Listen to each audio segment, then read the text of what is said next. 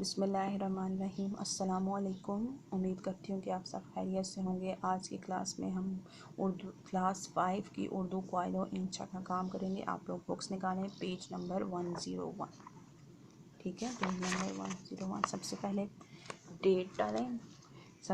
Date ڈالیں، اس کے اوپر کلاس ورک لکھیں، ٹھیک ہے۔ مکالمہ نویسی، مکالمہ دو یا دو سے زیادہ افراد کے درمیان گفتگو کو کہا جاتا ہے۔ سب سے پہلے آپ کو بتایا گیا کہ مکالمہ ہوتا کیا ہے۔ جب دو لوگ آپس میں بات چیت کر رہے ہوں یا گفتگو کر رہے ہوں تو اس کو بھی آپ مکالمہ کہہ سکتے ہیں۔ عام الفاظ میں سے دو لوگوں کے درمیان بات چیت بھی کہا جاتا ہے۔ مکالمہ نگاری کو مشکل نہیں سمجھنا چاہیے کیونکہ اس میں مختصر جملے، روزمرہ زبان، مختصر بیانات درکار ہوتے ہیں۔ مکالمہ لکھتے ہوئے درج ذیل باتوں کا ذہن میں رکھنا ضروری ہے، ٹھیک ہے۔ آپ وہ کہتے ہیں کہ آپ نے مکالمے کو مشکل نہیں سمجھنا کیونکہ آپ کے پاس اس میں مختصر جملے، چھوٹے چھوٹے جملے استعمال ہوتے ہیں، اور دوسرا اس میں جو آپ لوگ ڈیلی لائف میں لینگویج استعمال کرتے ہیں وہ یوز ہوتی ہے، ٹھیک ہے۔ اب آپ وہ کہہ رہے ہیں مکالمہ لکھتے وقت آپ نے درج ذیل باتوں کو ذہن میں رکھنا ہے۔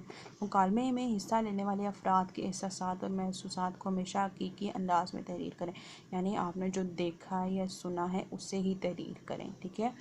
مکالمے کے موضوع کے مطابق بات چیت تحریر کیجیے۔ جو موضوع ہے، جو آپ کے پاس جو بھی ٹاپک ہے اس کے مطابق بات چیت کریں، ادھر ادھر کی باتیں بالکل نہیں کرنی۔ اس بات کا خیال رکھیں کہ مکالمے میں حصہ لینے والی دو الگ شخصیات ایک ہی موضوع پر اظہار خیال کر رہی ہوں۔ آپ نے اس بات کا بالکل دھیان رکھنا ہے کہ دو لوگوں کے درمیان جب مکالمہ ہو رہا تو ان کے درمیان موضوع جو ہے وہ ایک ہی ہو، کسی اور موضوع پر بات چیت نہ ہو رہی ہو، ٹھیک ہے۔ اس بات کو ہمیشہ مد نظر رکھیں کہ مکالمہ نہ بہت زیادہ مختصر ہو، نہ بہت زیادہ طویل، نہ بہت زیادہ چھوٹا ہونا چاہیے اور نہ بہت زیادہ بڑا ہو۔ مکالمے میں ہمیشہ آسان زبان کا استعمال کریں، ہمیشہ آسان زبان استعمال کریں۔ اس بات کا خیال رکھیں کہ مکالمے میں کردار کی زبان اس کی شخصیت، حیثیت، علم اور معاشرے کے مطابق ہے، ٹھیک ہے۔ آپ کے پاس مکالمے میں جو شخص جو کردار ادا کر رہا ہے اس کی شخصیت سے نظر آنا چاہیے کہ وہ وہی ہے، اس کی حیثیت وہی ہونی چاہیے جو اس کی ہے، ٹھیک ہے۔ مکالمے میں زبان کا روزمرہ کے مطابق ہونا ضروری ہے۔ زبان جس قدر روزمرہ کے مطابق ہوگی اتنی ہی مؤثر ہوگی، ٹھیک ہے۔ آپ کے پاس جو کہہ رہا ہے مکالمے میں جو زبان ہے وہ روزمرہ کے مطابق ہونی چاہیے، روزمرہ، ٹھیک ہے۔ اب ایک مکالمہ بطور نمونہ تحریر کیا ہے آپ کے پاس، نیکسٹ پیج پہ 102 پہ ایک مکالمہ تحریر کیا ہوا ہے، اس کی ریڈنگ کرتے ہیں کہ کیا ہے۔ دو دوستوں کے درمیان مکالمہ ٹیلی فون کی اہمیت پر، ٹیلی فون کی اہمیت پر۔ آپ کو پتہ ہے ٹیلی فون نے انسان کی زندگی کو بہت آسان بنایا ہے۔ آج کل تو موبائل فونز ہیں، لوگ یوز کرتے ہیں، لیکن ٹیلی فون کی بھی اہمیت کم نہیں ہوئی، ٹھیک ہے۔ ٹیلی فون کی اہمیت، آپ لوگ جتنا بھی دور بیٹھے ہوں ایک دوسرے سے آسانی سے بات چیت کر سکتے ہیں، ٹھیک ہے۔ دو لوگوں کے عمیر السلام علیکم، کون بول رہا ہے؟ جب بھی آپ لوگ فون اٹھاتے ہیں سلام کرتے ہیں، پھر پوچھتے ہیں کون بول رہا ہے؟ رضوان، ارے جناب عمیر صاحب، میں رضوان بول رہا ہوں کہ یہ کیا حال ہے؟ عمیر، آہا رضوان صاحب کیسے ہیں آپ؟ کہیے آج کیسے یاد کیا، ٹھیک ہے۔ وہ آپ لوگ جب بھی پہلے کسی سے سلام کرتے ہیں، پھر حال احوال پوچھتے ہیں، پھر پوچھتے ہیں نا کیوں یاد کیا، ٹھیک ہے۔ نیکسٹ ہے رضوان، جی میں ٹھیک ہوں، بس آپ کی یاد آئی، سوچا آپ کو فون ہی کر لیا جائے۔ عمیر، بہت اچھا کیا آپ نے، میں بھی آپ ہی کو یاد کر رہا تھا۔ رضوان، ہاں ٹیلی فون کا یہی فائدہ ہے کہ جب جی چاہے نمبر گھماؤ اور بات کر لو۔ عمیر، سچ کہا آپ نے، یہ ہے ہی بہت کمال کی چیز، ہے ہی بڑے کمال کی چیز۔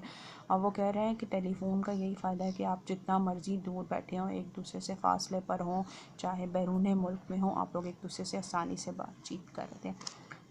رضوان، سب سے بڑی بات یہ کہ اس نے فاصلوں کا احساس ختم کر دیا۔ عمیر، بالکل درست کہا آپ نے، میرے ابو لندن میں ہوتے ہیں، ہر دوسرے دن ان کا فون آ جاتا ہے، ایسے جیسے وہ ہمارے ساتھ ہی رہتے ہوں۔ رضوان، ٹھیک کہا آپ نے، باہر کے ملکوں میں تو فون کی سہولت یہاں سے بھی اعلیٰ ہے۔ عمیر، بس جی ہمارے ملک میں بھی ترقی ہو رہی ہے، اب دیکھیں ہر شخص کے پاس موبائل فون موجود ہے۔ رضوان، جناب موبائل فون تو ٹافیوں کی طرح ملنے لگے ہیں۔ عمیر، صحیح کہا آپ نے، خیر یہ چیز ہے ہی اتنی مفید۔ رضوان ہنستے ہوئے، پھر جلدی سے آپ بھی ایک عدد موبائل لے لیں۔